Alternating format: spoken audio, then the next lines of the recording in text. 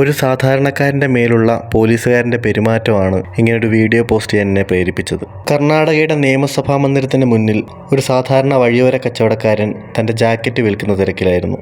പെട്ടെന്ന് ഇത് അതുവഴി വന്നൊരു പോലീസുകാരൻ്റെ ശ്രദ്ധയിൽപ്പെടുന്നു. അദ്ദേഹം പോയി ആ കച്ചവടക്കാരൻ്റെ 2 ജാക്കറ്റ്സ് അടിച്ചു മാറ്റുന്നു. ഒരുപക്ഷെ അവിടെ കച്ചവടത്തിന് നിയന്ത്രണങ്ങൾ ഉണ്ടായിരുന്നിരിക്കാം. എന്നാൽ പോലീസുകാരൻ 2 ജാക്കറ്റ് എടുത്തത് എനിക്ക് ശരിയായി തോന്നിയില്ല.